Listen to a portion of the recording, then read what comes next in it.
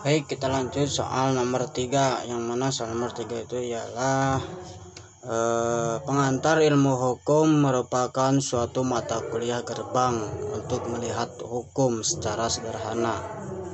Coba kalian jelaskan atau ceritakan mengenai hukum secara sederhana di sekeliling kalian.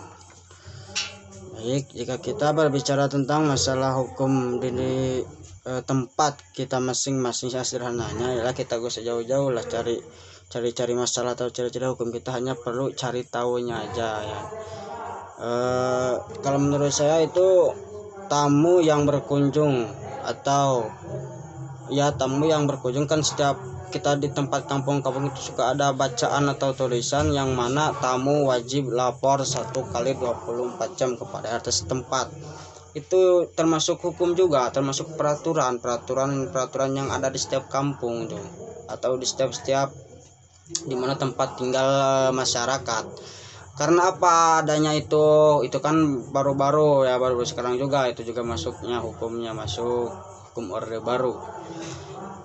Dikarenakan yang tidak diinginkan, adanya hal-hal yang tidak diinginkan, tidak mau adanya hal yang tidak diinginkan. Contohnya seperti misalkan gini, jika tidak ada orang kenal atau orang asing ya masuk kepada masyarakat, meskipun di tempat itu ada saudaranya yang main, itu jika melebihi dari 1 kali 24 jam itu tetap wajib lapor. Karena apa? Karena bisa disangka dari segi sederhananya disangka fitnah juga itu termasuknya.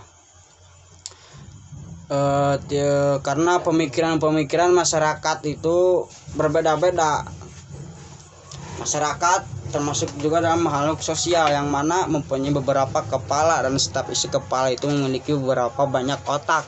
Otomatis banyak pemikiran yang negatif dan positif yang keluar daripada ra'yu pemikirannya masyarakat tersebut. Itu dari segi sederhananya ya kan.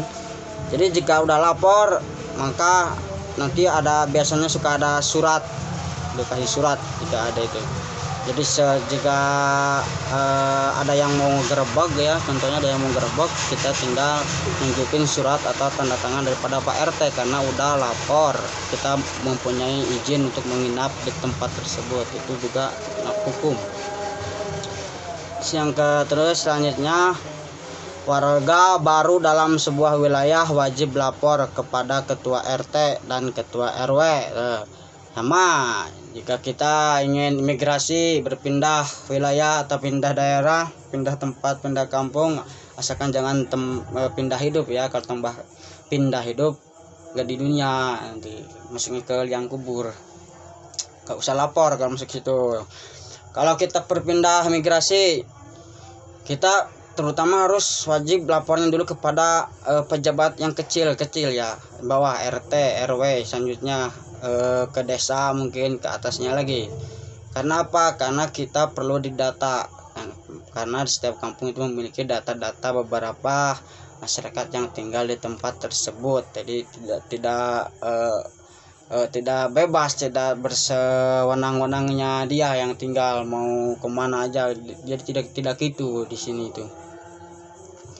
Terus hal negatifnya yang jika ini tidak diterapkan pada masyarakat, kemungkinan juga bisa menimbulkan fitnah.